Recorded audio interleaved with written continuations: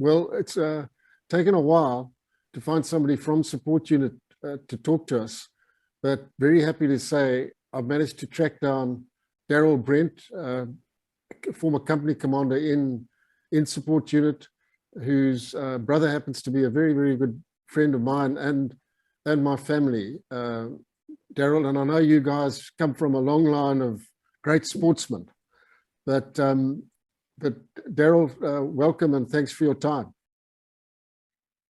Yeah, thanks, Hannes. And it's a real pleasure to be able to talk to you and be recorded for the Fighting Men of Rhodesia. Real privilege. About the sports, we were a family of 6, and we were highly, highly competitive in everything we did, especially in sport. So, so yeah. Darroll, just a little bit about your early life and life before the war. Yeah, so Hannes, I was born in, can you believe it, in Enkeldoorn. My folks were farming, they farmers, and they were farming there for a short while, and that's where I was born.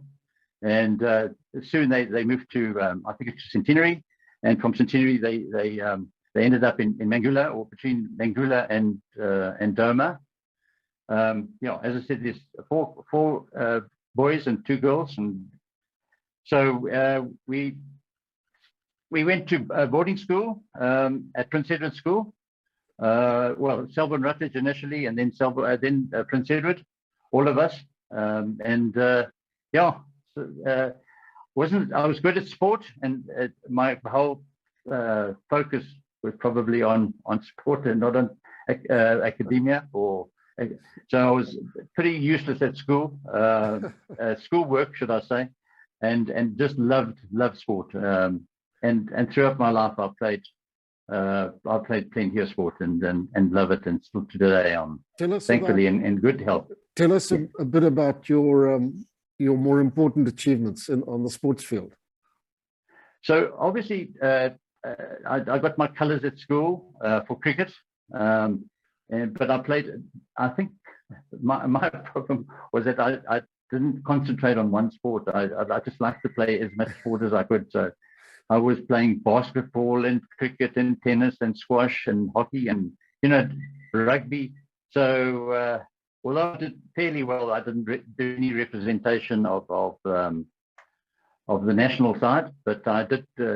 We had the combined services as a provincial side. I played many years for that in cricket and hockey, and actually basketball. Funny enough, you talked about a friend of yours, Neville Brent and Alan Brent. They all played for Rhodesia.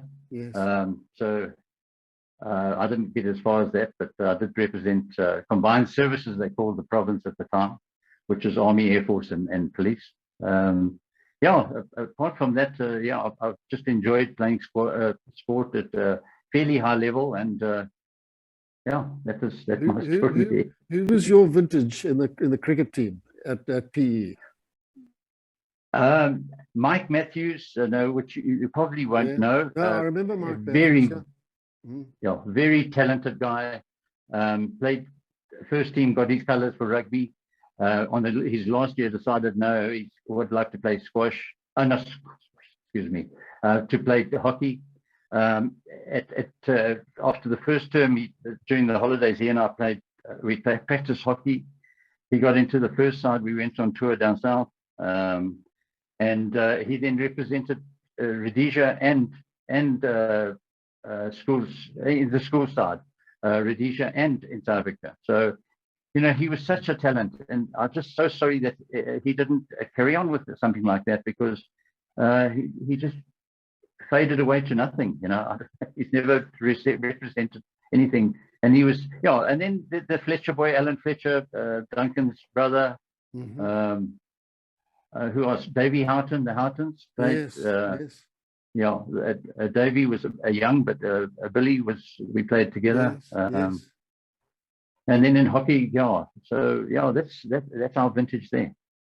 So, Darroll, then after school, were you called up, or did you join the police? What happened next? You know, Hannes, right from I can't remember. I wanted to be a policeman and there was no member of my family as far back and as far wide as I can remember. But I always wanted to be a cop, you know. So when I left in end of November, beginning of December, I decided I was going to go, and then by the 5th of January, I was in the police doing my depot training at the police grounds there. What year was that, Darroll? That it was 1971. 71. So you joined as a regular. Yeah. How long did you sign on for? Signed on for 3 years. Right. Which is the standard length. And so I signed on for the 3 years. I did 3 years. I stayed in. I would have liked to have been a country cop, but with all the sports that I did, my bosses said, "No, you're staying in Salisbury, and you represent all the sports that you do." Darroll, so who were your instructors that, and how long was your training as a regular policeman? Our training was 6 months. My instructor was Mike Lambourne, right. A monster of a guy. I think he wrestled for keep on South Africa because I've been here for so long, for Rhodesia. A monster of a man, but a really excellent instructor. And of course, Hannes, we didn't only do the physical side, we did the law and order side of things, and we also did a lot of equitation, you know, riding horses and things like that. It was part of it. Yeah. Every morning at about, I think it was 5:30, we had to get up, go do grooming. That was Monday to Sunday. quite hectic. But yeah, so that is it was great development in the training in our recruit side. Yeah. Just talk and then I'm interested in what that course actually involved, just in summary. I suppose you started off with a lot of drill and a lot of the hard physical stuff, but then what did you cover in the course of that 6 months? So it was everything to do with regards to police work. You know, we were taught how to type properly, typing classes. We then went through the whole syllabus of law and order, the aspects of criminal law and statute law. Mm-hmm. You had to be up to speed with that, and then just how you would conduct yourself when you're attending a scene, how you would conduct yourself when you go to a domestic violence thing, right. That type of thing. Just introducing to all those things and sort of giving you pointers as to how you should conduct yourself. And interesting. Yes, that was it was very enlightening. Quite an intensive course, and sounds quite demanding. I'm just amazed that a guy like Les Milne managed to qualify as a policeman. Now, that I was just about to tell you that in my squad was Stu Michael that you've had on before. Okay. Who was the Ian Smith's aide de camp, I think, or what, I don't know what they really call them, but okay. And then and Les Milne, I was hoping at some stage that you might get hold of him. I know he's in Zambia somewhere, but he's a real comic and he's got some lovely stories. But he was my roommate. Was he? In depot. They must have dropped the standards a little bit to get Les through.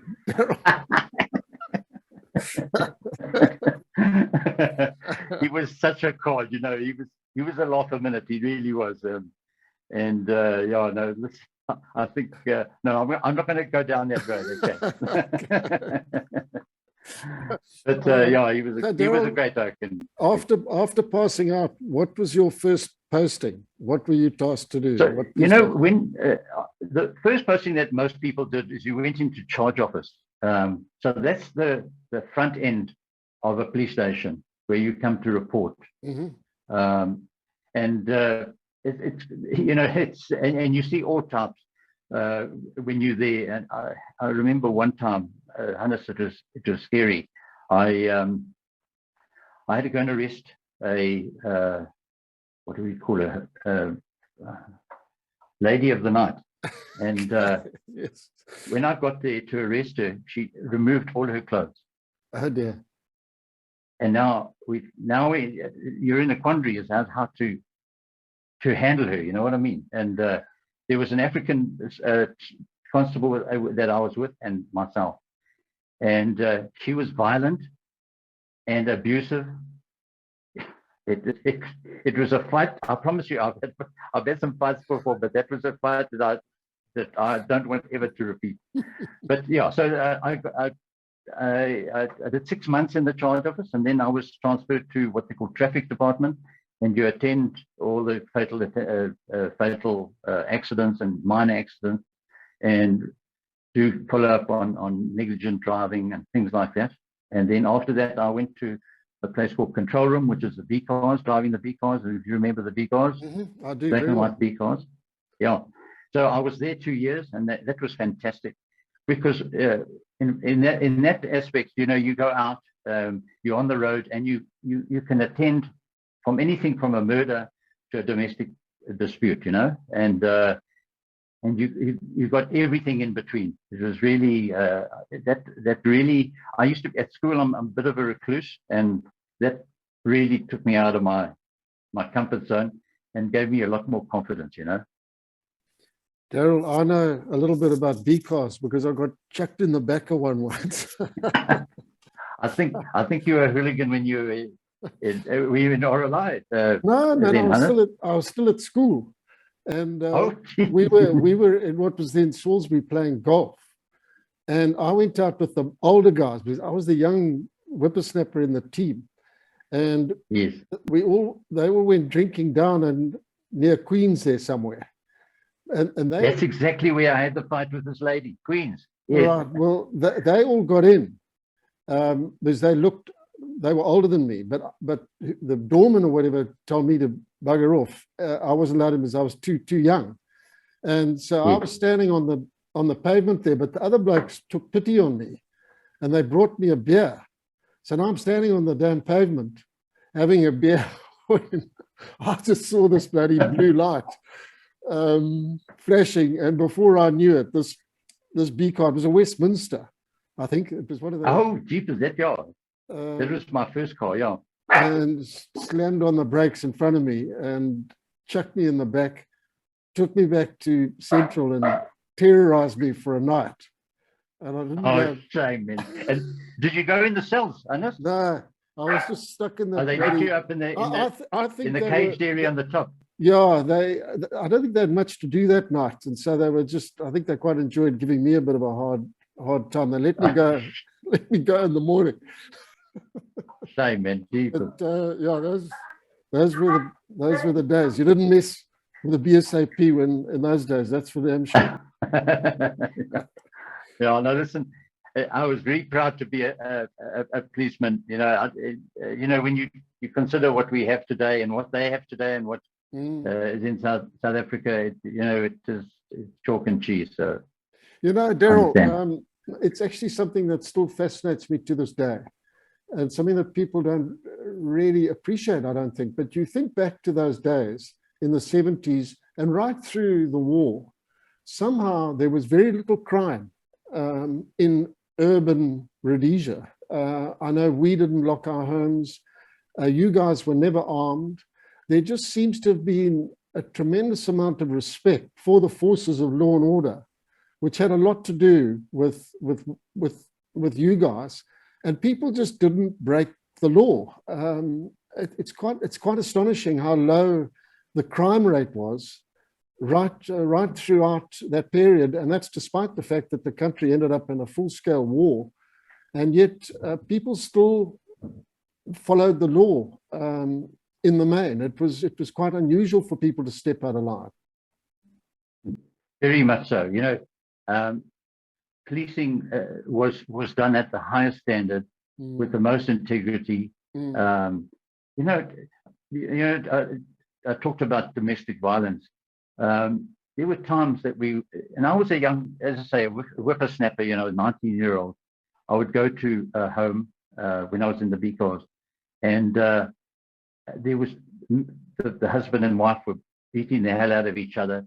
You arrived there, and you've got to negotiate and placate and give them advice, you know, and they would be 50-year-olds, you know what I mean? And you soon wake up very quickly of how to be able to handle a situation like that. So, you know, I, as I say, I am so proud to have been a policeman in those days.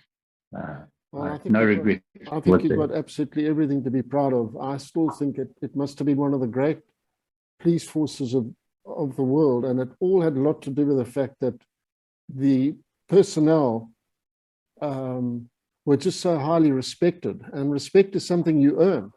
And I think it was the way you blokes conducted yourselves was, you know, got you onto that level. And then also, you know, the way that the judicial system worked, you know, the courts worked very effectively. They were staffed by very, very well-trained people, magistrates and judges. And so, you know, there was a lot of respect for the rule of law. Yes, quite so. And that's the reason why there was people respected the whole the system of authority and how a country should be, you know.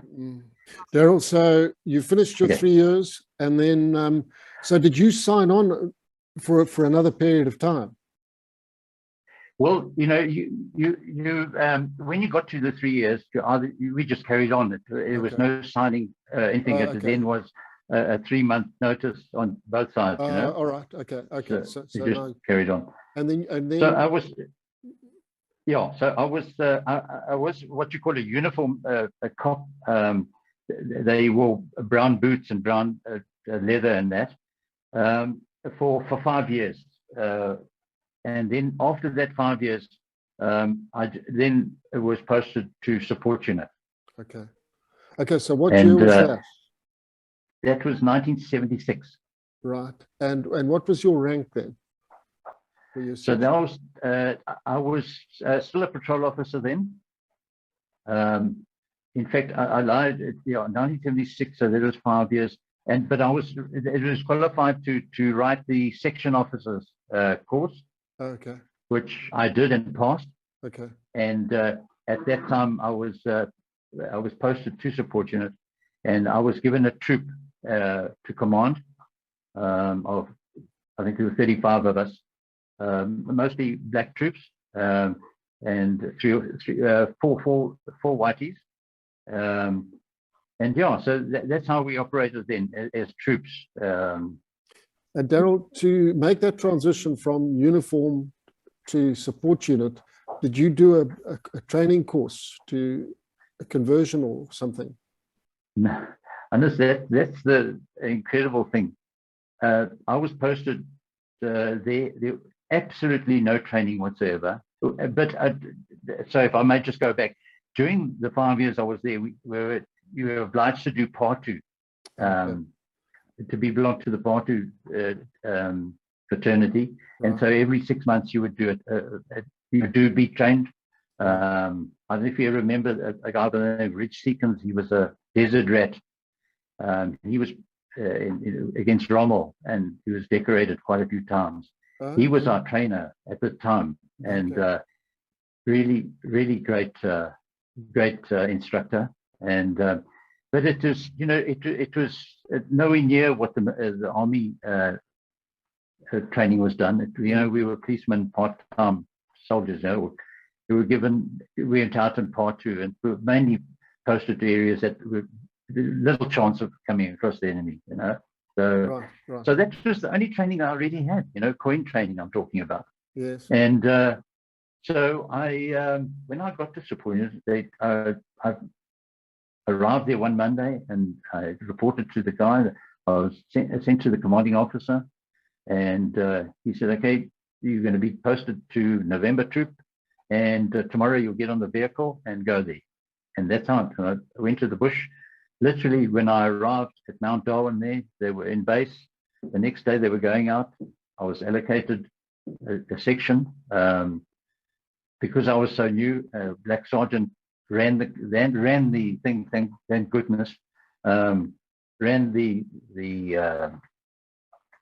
section that I was in, Right. for a couple of times until I got my feet, and then I carried on. And then it was soon after that I was given my own troop to do, a Lima troop, and yeah, and then that was the start of support unit.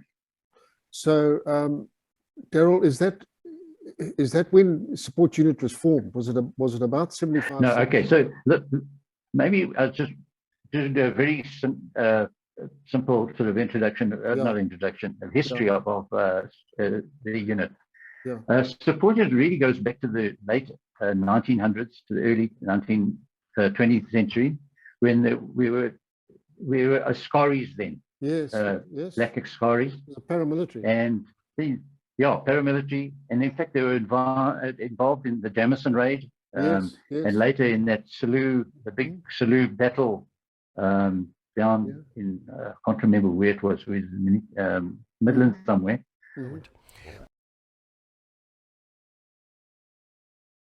When we think of police forces today, you know, we think of a guy maybe standing at an intersection directing traffic, or somebody that comes to your house to investigate a burglary, or somebody that, a police force like that.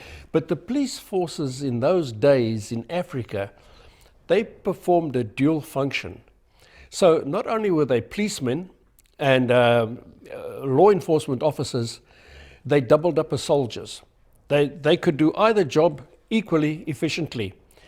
And the Bechuanaland Border Police was such a force, and it was a very fine force. If you ever wondered, for those of you who were Rhodesians, what that force looked like, you only needed to look at our British South Africa Police, because many of the traditions and the ways of the Bechuanaland Border Police was carried over into our own police force. So the one was almost like a mirror image of the other. Anyway, they stayed as paramilitary, mainly doing unrest, you know, and guarding the PM and things like that. Right. So yeah, they didn't do any coin until mid-60s. In mid-60s, they became more involved in the war, you know, and involved in the early Oberhauser and all those murders that were involved.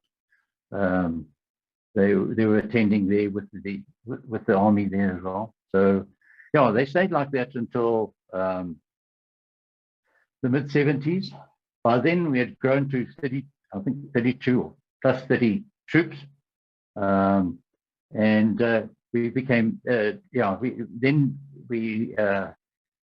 we got a new headquarters. We were based in Tomlinson Depot, which is in the police grounds, and we moved out to Chikurubi into a fancy new facility, really fantastic facility there, where there was accommodation for single, married, total headquarters. There was armories, there was transport, massive transport facility there. There was detention barracks, so it was a whole big brigade type setup. Right. And so by then, we would operate in troops, and we would be sent to various places. I mainly used to operate in the Rhodesia, Inazura area, and the Wedza area would be posted out for 6 weeks. You were 6 weeks in the bush. You were back for 10 days R&R.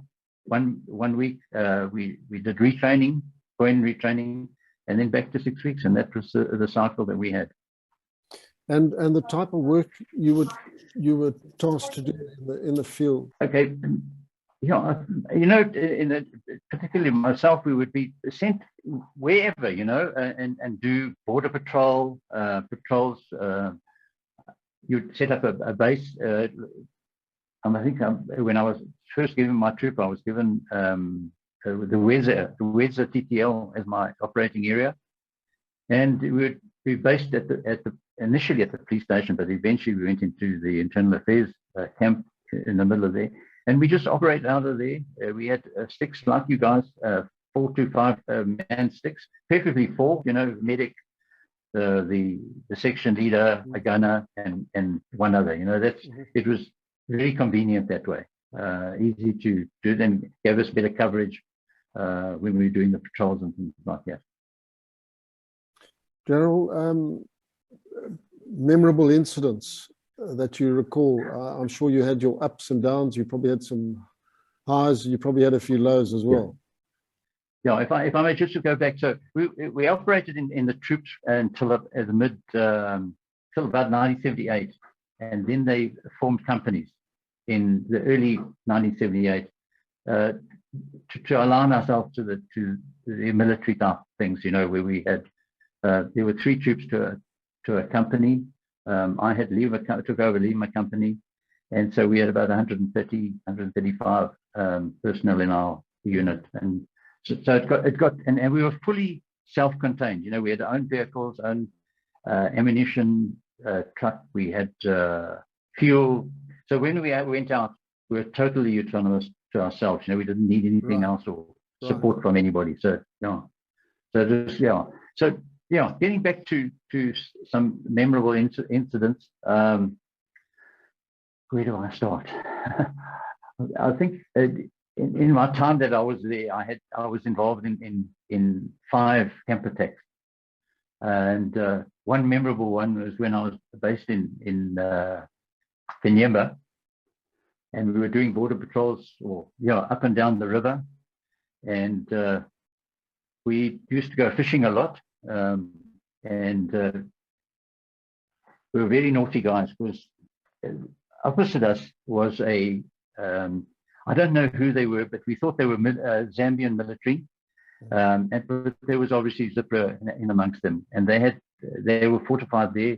They had a recoilless. I don't know whether we called it a 75 or an 82 millimeter recoilless rifle, and they had 12.5 bunkers and things like that.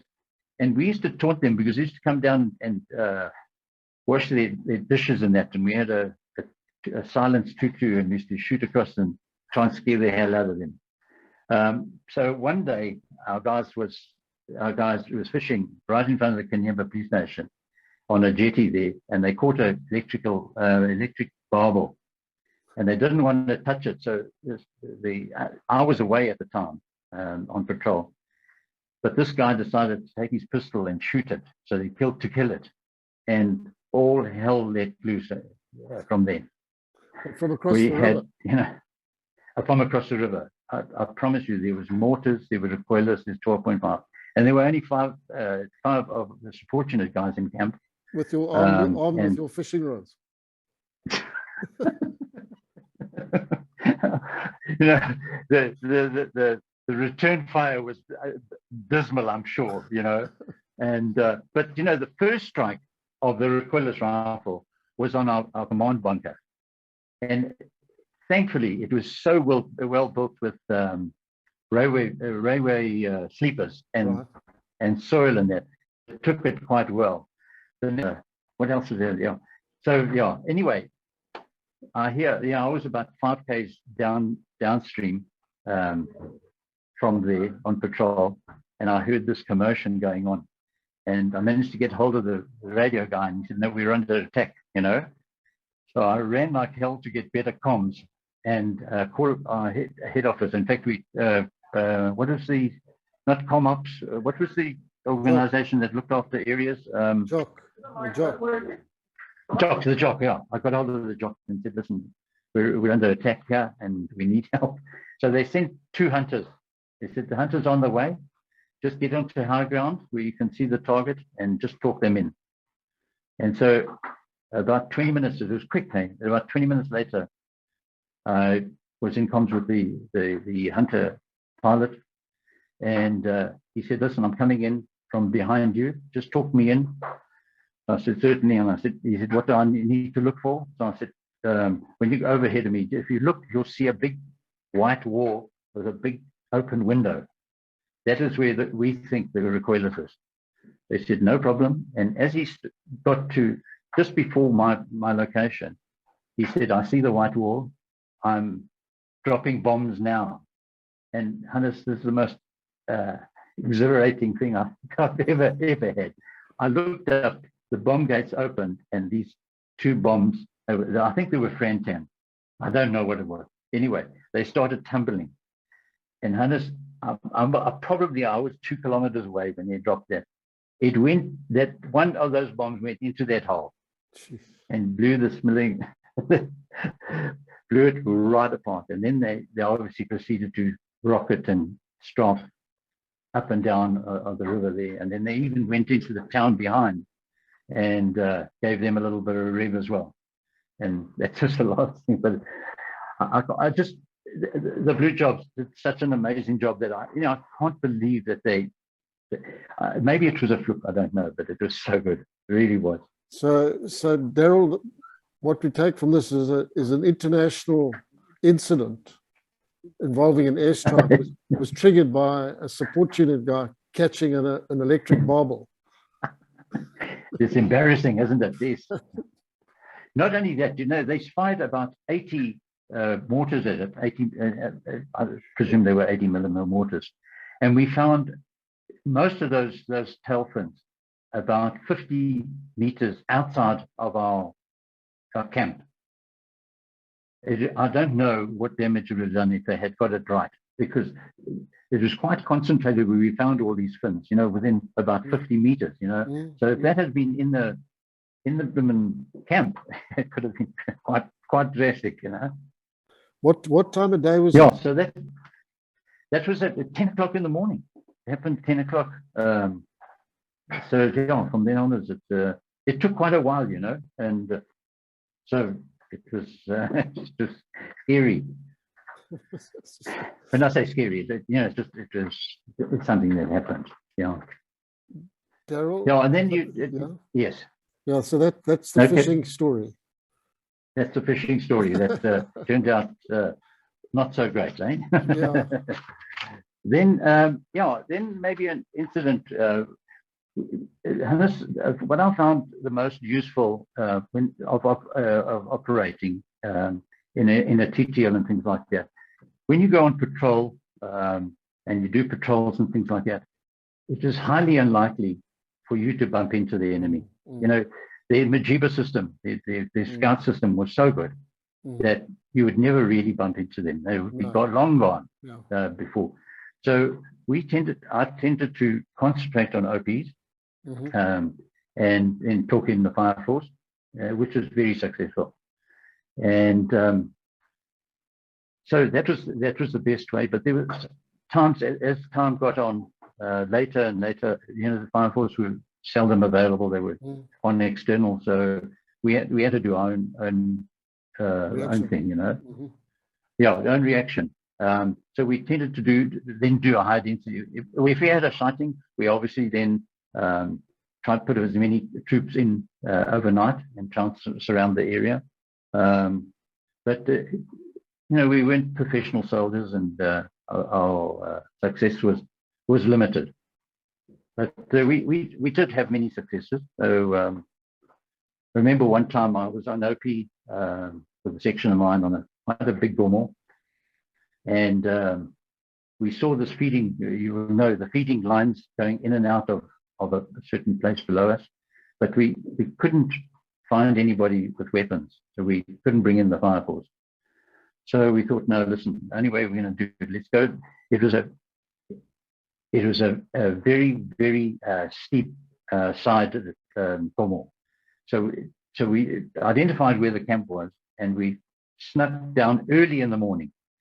And it was quite nice because there was going to be no Majibas, because they obviously never ever thought that they would be attacked from the precipice behind them. So we came down, and it was quite a journey getting it down. And we basically moved right into the middle of their camp before they even knew us. And it was one of the memorable contacts we had, because we virtually accounted for 95% of the guys in there. And it was basically like a turkey shoot, because they were so unprepared. Most of them didn't even have weapons. They were running away so much, So Darroll, where was this? That was just inside in Azura, in a place in the Gormor was called Nakuni, and we always called it our Battle of Nakuni. Right. And we accounted for 12 of the 13 that were there. Yeah, so that was a great success for us. Yeah, carry on. Yes, sir. No, you carry on. No, we're just going through some incidents that I remember us having. But is there something that you wanted to ask? No, Darroll, there were a couple of your guys who were very highly decorated. The names escape me, but maybe you can enlighten us on who. Yeah, there were a couple of really. I don't have all the details. A couple of African soldiers and policemen that got the police decoration of valor. I was lucky enough to get a medal, the order of the member of the Legion of Merit. Right. Can't remember the last name. What is that? Yeah. Anyway, but that was a team effort. There was nothing that I did particularly gallant or brave or anything like that. We were a very successful company, and my sergeant major and myself received the MLM.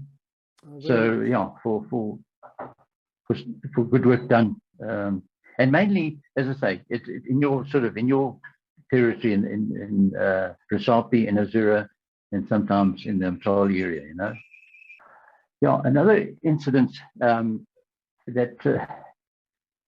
seemed ordinary at the time, but it turned out that it could have been quite nasty, is when there was assembly points. At the end of the war, they had these assembly points, and we were given the task of looking after them, or policing around it, And we went to my birthplace, Enkeldorp, just out of in a place called Chivu. Yeah. And it was a big camp. They said anything from 3,000 to 5,000. I don't know whether that's true or not. Anyway, we were doing police patrols around to make sure that they weren't leaving the camp and subverting and, doing their nasty things, And I got a report from the district commissioner that 3 of his internal affairs guys had been abducted and believed to be taken to this place. So I managed to get hold of ComOps and got a message to the commander of that assembly point and said, listen, I need to have a meeting about these abductees.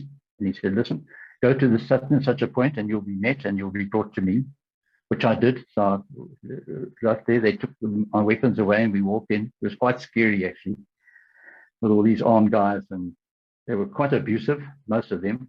They took me to his commander. His Chimmeringer name was Augustine, a really, really nice guy. And he said, listen, I'm terribly sorry. I will have these people brought to you in the next 15 minutes. And true to his word, they were brought. They'd been beaten and I don't know what. Yeah, they'd been beaten quite severely, and they were not in good shape at all. But they were alive. So we walked back, but this whole process had taken about 5 or 6 hours to negotiate and walk in and sort out things. And I had told my guys, listen, if I'm away for more than 3 hours, please get hold of the powers that be and let them know where I am. Because I hadn't told anybody that I was going there. And anyway, I was totally unarmed. We walked out again with those 3 guys. But when I got back, I got severely crapped on because I hadn't told anybody I was going there, how irresponsible it was and things like that. But at least we got the 3 guys back, which felt very good. It felt that. So the Zandler commander, Augustine, was very helpful, was he? Very, very helpful, and apologetic, saying that, he really was sorry that his people had done this, and he'd make sure that those perpetrators or those guys that had done wrong would be punished. And one just hopes that he had done that, Right. And one of the patrols that I was given was Fort Victoria, and one day we were called up and said, listen, there's some dissident activity at Zimbabwe ruins, just next to Zimbabwe ruins, at a witch doctor's kraal. So now this was after Darroll, This this is is after. after This is about 80, early 80, I after the right. yeah, Okay. yeah, when Mugabe was in, you know. Okay.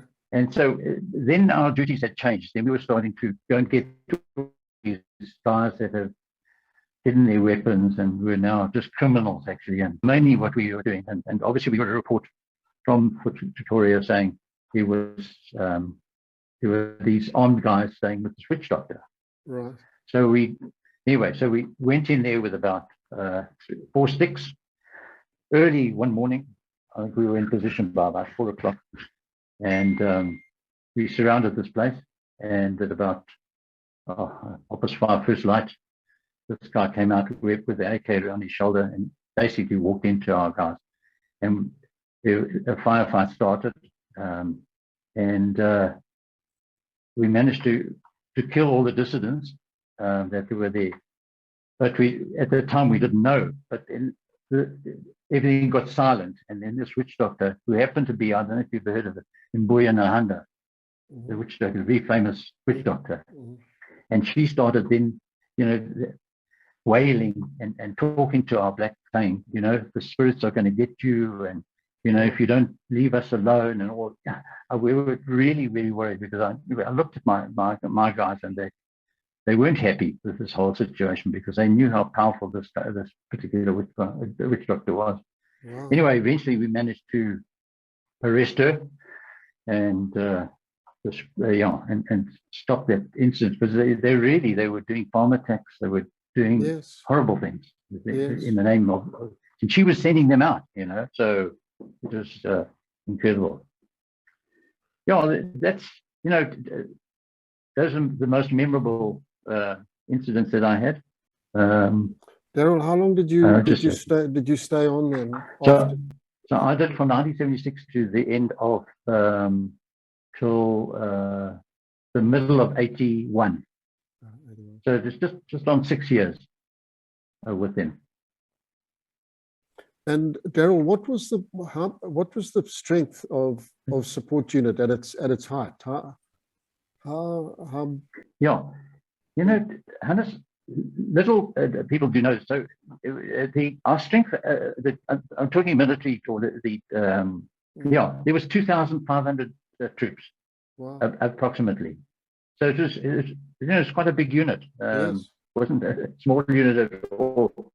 And we used to work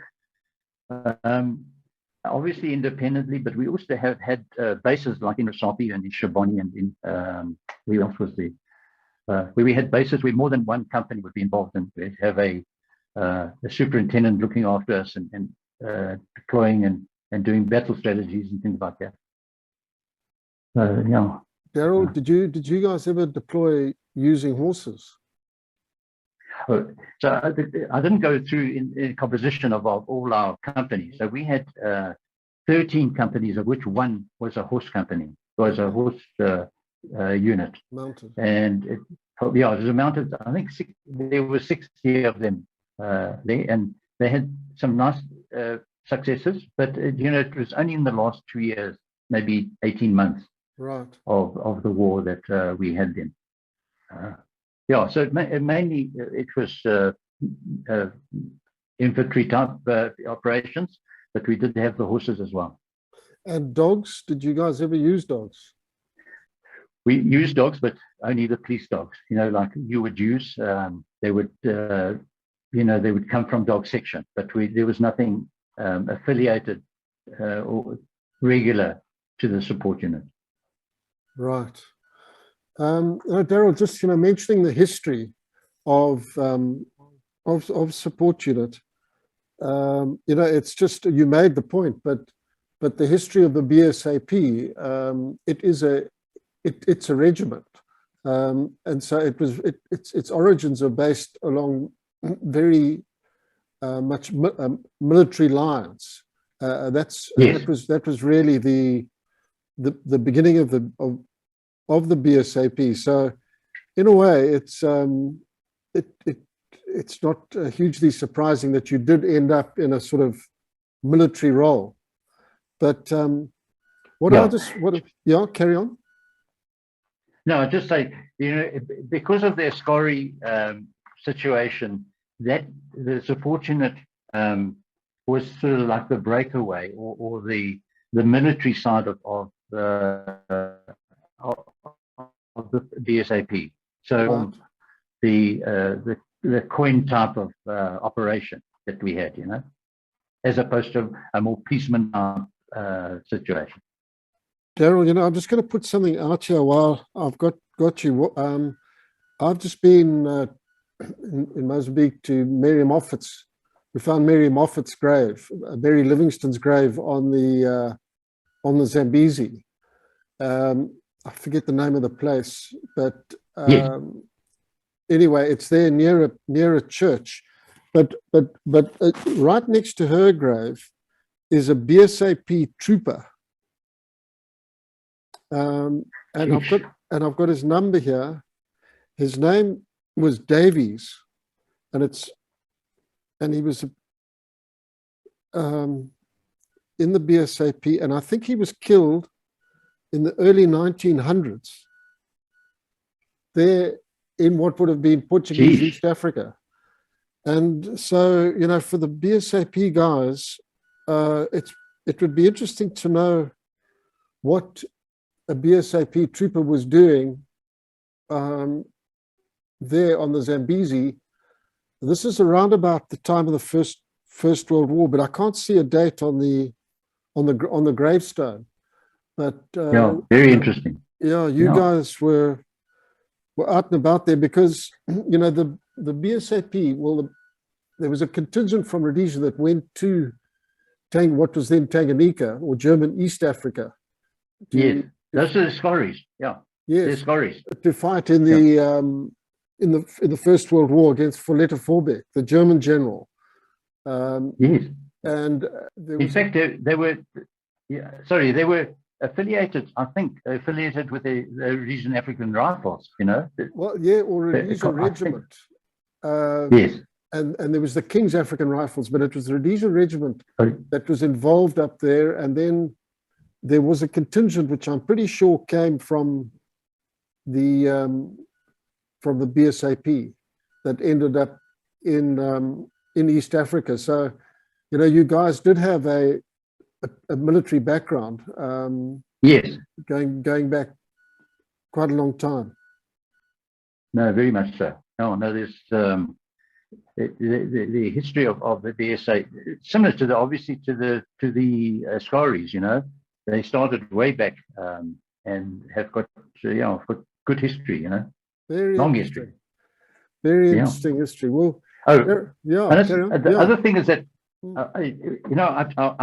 if I'm allowed, I'd like to punt our book. We yes, very please proud do. of a coffee book that we had on the Black Boots. Yes. It's a 550-page pictorial and story of the start, the history of things, as well as the war. Well, and please, I don't know if I can show it here. Yeah, please do. Yeah. I don't know if you can see it. Yeah, bring it a bit closer. Okay. Black Boots. Yeah, okay. Super, Darroll. And then you must just tell us how people can get hold of it if they want it. I'm sure there'll be a lot of people out there be interested.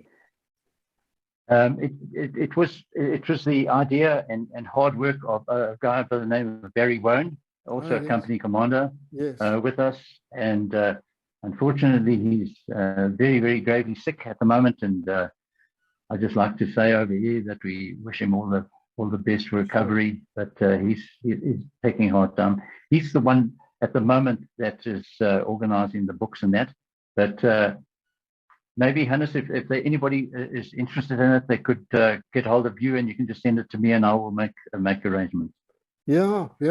Whatever, Darroll. Before we put this out, we can get some more details. But also, just a word of support for another one of your compatriots, former colleagues, Brian Murphy, who Brian's also getting some serious treatment in the UK for his lung condition. So Brian's also an old dear friend of mine, and I wish him well. But he's another proud black booter who I've known for many years. And, well, I wish him all the best as well. Geez, I knew Brian well, and yeah, I hope he gets better soon, man. Absolutely. Darroll, thanks a hell of a lot for your time. I really listen, appreciate it. Hannes, I really appreciate. I hope you get some more support unit guys giving their stories. But if not, it's been a real pleasure speaking with you and being able to record our history. You know, it's so important, and I've just loved every single episode of the 136 so far. I think it is, or 37. I can't remember. Watched everyone and enjoyed it thoroughly, and believe it's such a good thing that you and John have done, and really appreciate it. And thank you very much indeed. Thanks, Darroll. I really appreciate your time, and we'll all right. All the best, eh? Cheers, buddy. All right then. Bye bye.